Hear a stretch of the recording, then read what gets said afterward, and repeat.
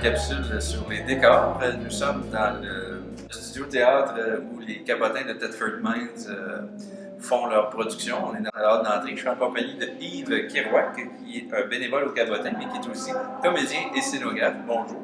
Salut, Yoann. Merci de nous accueillir. Donc, on a des questions concernant les décors aujourd'hui. Et je vais commencer par la suivante. Alors, avec un local comme ça, des infrastructures comme ça, qu'on verra un peu plus tout à l'heure, on peut vraiment dire à mon Québécois que vous vous êtes payé la traite. En disant ça, je me dis que vous êtes parti d'une construction existante dans laquelle vous avez eu une subvention pour reconstruire quelque chose de plus adapté à vos besoins. Vous vous êtes dit, c'est notre propre local à nous. Est-ce que tout a été pensé en fonction du passé? En voulant dire, on n'aura pas ça, on va avoir ça, on va avoir ça, on va avoir ça.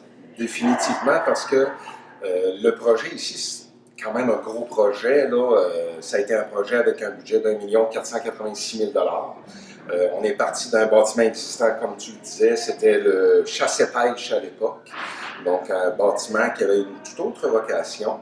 Par contre, on l'a aménagé, on est entré dedans quelques années avant le projet pour d'autres raisons.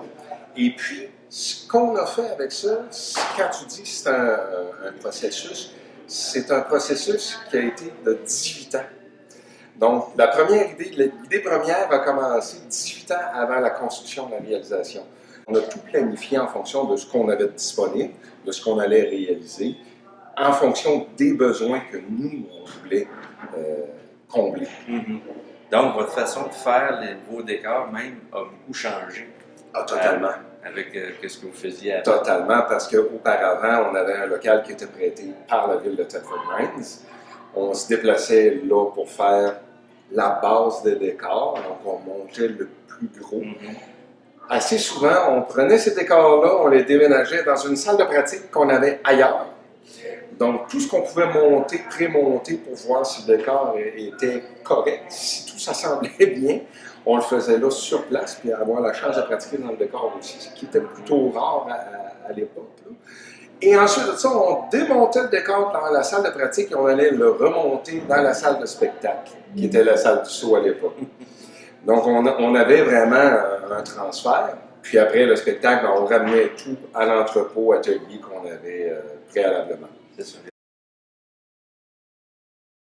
Pour construire est beaucoup plus vaste. On va tester tout de suite dans la salle de pratique notre décor. On peut l'installer tout de suite. Donc, on monte un élément dans le sous-sol, vous voyez notre atelier, vous allez voir tantôt. Ensuite, on l'amène dans la salle de pratique. On peut pratiquer dedans presque au tout début, selon la disponibilité des bénévoles pour construire. Et ensuite de ça, on ne fait que traverser de l'autre côté. Donc, on ne peut sortir dehors parce qu'il faut penser que quand on sortait dehors, on avait des intempéries aussi.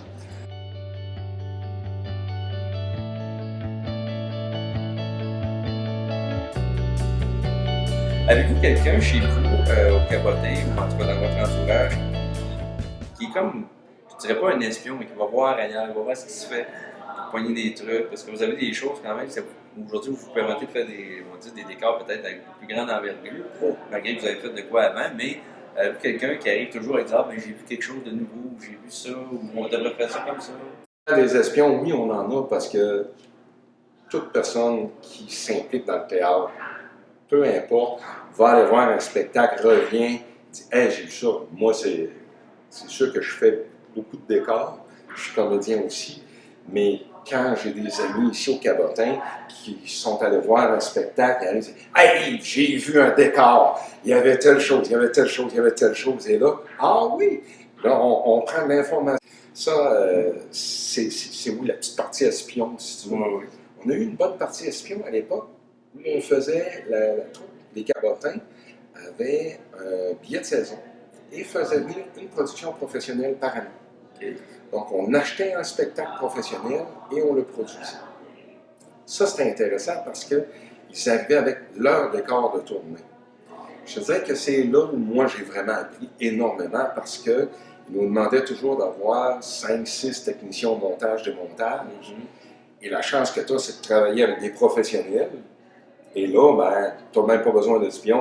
Oui, on a quand même un bon historique au niveau de la conception des décors parce qu'à une certaine époque, les cabotins étaient reconnus semi-professionnels, donc bénéficiaient de subventions. Et on avait des scénographes professionnels qui venaient faire la conception des décors. Pas nécessairement la réalisation, mais la conception.